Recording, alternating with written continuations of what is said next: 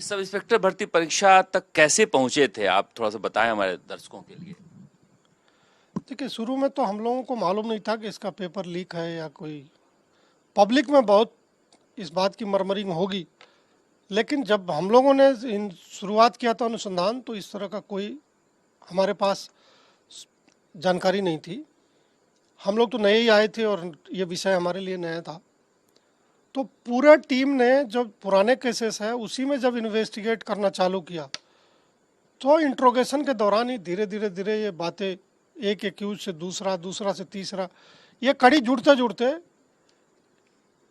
जब एक आरोपी ने यह खुलासा किया कि वो इस स्कूल में परीक्षा ड्यूटी में था और उसका साथी यूनिक बाम्बू को भी परीक्षा सेंटर पे इन्विजिलेशन ड्यूटी के लिए लगाया गया था, ताकि वो सेंटर के अंदर रख के परीक्षा का प्रश्न पत्र आउट कर सके। उस सूचना को जब हम लोगों ने वेरीफाई किया और कंफर्म हो गया ऑन रिकॉर्ड कि यस, यूनिक बाम्बू की डिग्री जो ड्यूटी है उस स्कूल में उस परीक्षा के दौरान लगाई गई है, तब हम लोग आश्वस्त हो गए थे कि जो ये डिस्क्लोजर है ये बिल्कुल विश्वसनीय है। और तभी से हम लोगों ने इस जो ये परीक्षा है इसको खोजना चालू किया था। और धीरे धीरे धीरे धीरे जैसे समय निकला, अलग अलग आरोपियों से पूछताछ हुई, तो पता चला कि ये जगदीश बिश्नोई नहीं है, ऐसे बहुत सारे लोग हैं जिनको जहां मौका मिला उन्होंने इस परीक्षा में जो प्रक्रिया है उसको गड़बड़ करने में, उसका फ़ायदा उठाने में कोई कमी नहीं छुड़ी। और अल्टीमेटली जो आरपीएससी के मेंबर का इन्वॉल्वमेंट है मिस्टर कटारा का। वही पूछना चाह रहा था मैं, वहां तक कैसे पहुंचे आप। देखिए, जो रामू राम रायका जी के बच्चे हैं दोनों, उनका उन पेपर कहाँ से आया, किसके माध्यम से आया, तो पूरा लगभग जो जोधपुर के आसपास जितने गैंग के लोग, गैंग के सहायक लोग, साइट हैंडलर्स, सबसे जब पूछताछ होती थी तो हम लोगों के दिमाग में ये इम्पोर्टेंट रहता था कि ये पता करना है कि रामू राम रायका के बच्चे को पेपर किसने दिया।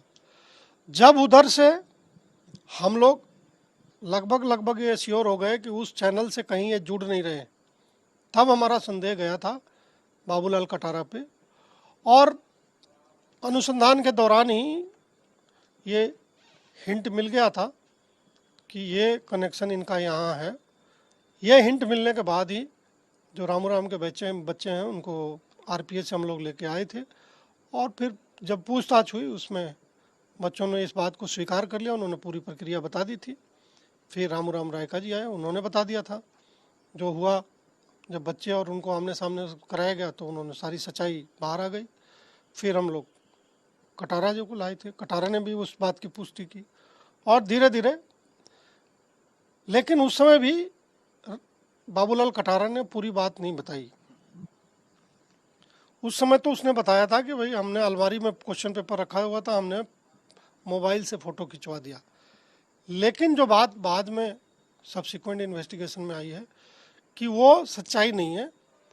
जब 6 पेपर और सॉल्यूशन के साथ उनके पास आ गए थे, वो जो लूज शीट के रूप में रहता है, हर क्वेश्चन एक A4 साइज पेपर पे रहता है, तो वो लूज शीट वो लेके घर गए थे और अपने भांजे विजय डामोर और जो पंड्या जो दूसरा एक्यूज अरेस्ट हुआ है, इन दोनों ने मिलकर रात भर में उसको कॉपी किया था रजिस्टर में।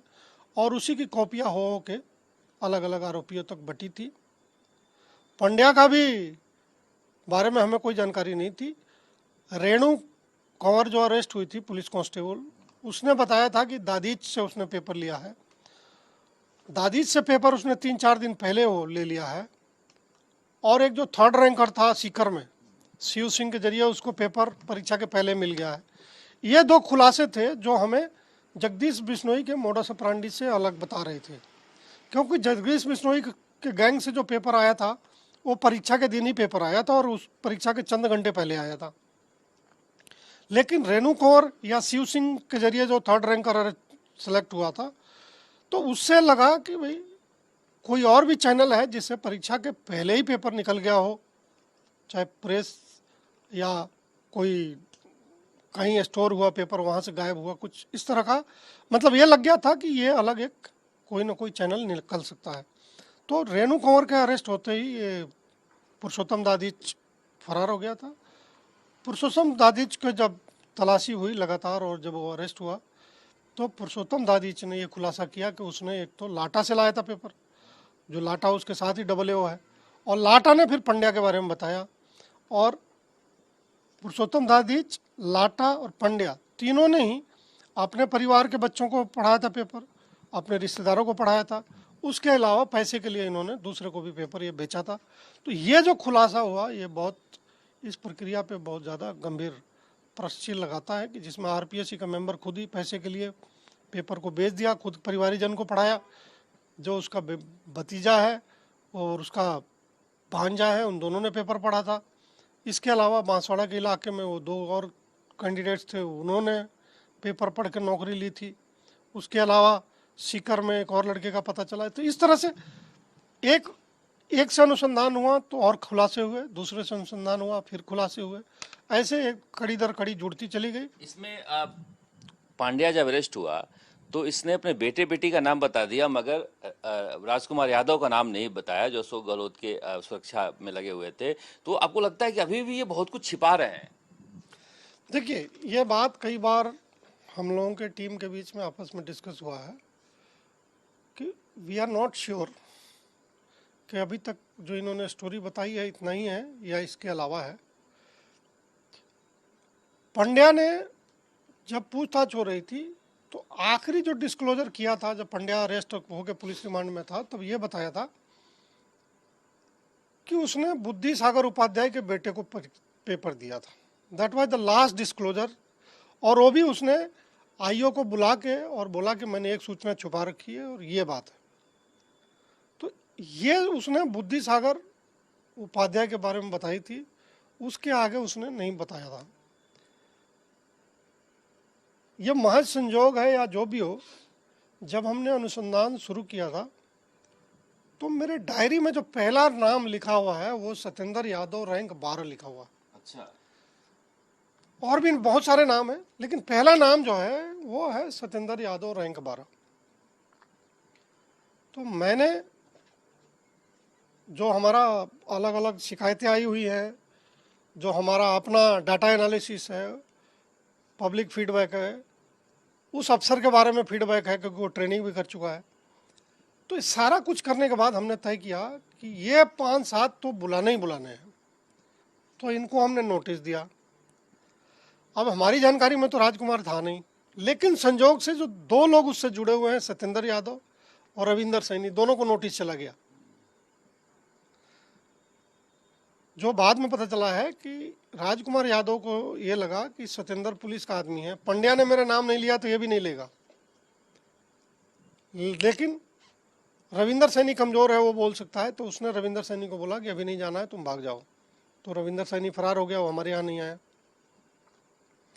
ये सत्येंद्र यादव आया तो शुरू में इसने कमल यादव का नाम बताया, क्योंकि सबको मालूम है कि कमल यादव की डेथ सर्टिफिकेट बना हुआ है, मरा है या नहीं मरा मुझे मालूम नहीं, लेकिन डेथ सर्टिफिकेट बना हुआ, तो उसका नाम लेते हैं कि कमल यादव ने दिया। तो हमारे जो अनुसंधानक है उन्होंने थोड़ा परसिस्टेंट रहे इस बारे में, और उन्होंने जो सघन पूछताछ की, और जो पूछताछ की एक पुलिस की ट्रेडिशनल शैली होती है, उसमें उन्होंने कंट्राडिक्शन निकाल के और सत्येंद्र यादव को निरुत्तर कर दिया कि वो झूठ बोल रहा है, वो सच नहीं बोल रहा है। तब उसने ये खुलासा किया कि ये राजकुमार है जो पंड्या से पेपर लाया था, और इसी ने उसको भी और सैनी को भी पेपर पढ़ाया है। उससे खुलासा हुआ राजकुमार का। फिर पता चला कि राजकुमार कोई बहुत अति महत्वपूर्ण ड्यूटी में है। तो जब हमारे पुलिस वाले गए तो घर नहीं खोल रहा था, बेटा उसका पुलिस वालों से संवाद कर रहा था, लेकिन वो घर नहीं खोल रहा था। उसने कि झूठ बोल दिया था कि वो है नहीं।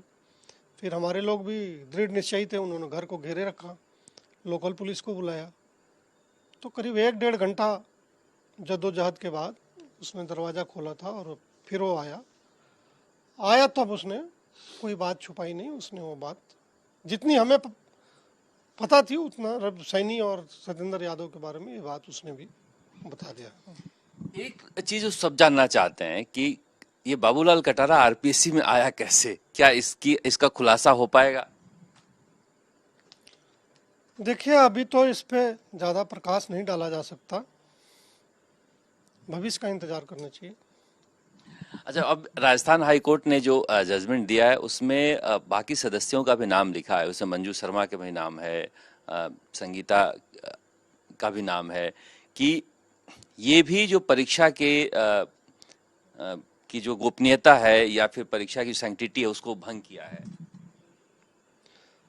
मेरे ख्याल से वो जो रामू राम रायका का जो इंट्रोगेशन है, वो एक थोड़ा बहुत इस तरफ इंडिकेशन देता है। और बाकी जो पीआईएल में लिस्ट करने की कोशिश उन्होंने निर्देश दिए हैं, उस पर अगर लिस्ट होगा, सुनवाई होगी, तो बाकी चीज़ें उस समय सामने आएंगी। कोर्ट का पूरा जजमेंट भी हमने देखा नहीं है, तो किस बेसिस पे उन्होंने ऐसा कहा है, अभी मैं निश्चय रूप से कुछ कहने के पोजीशन में नहीं हूँ। एक आप लोगों ने जो जांच रिपोर्ट तैयार की है उसमें लिखा है कि मंजू शर्मा को दिया गया आखिरी में हिंदी का प्रश्न पत्र बनाने के लिए उसका कोई प्रोसेस कहीं कुछ भी दर्ज नहीं है।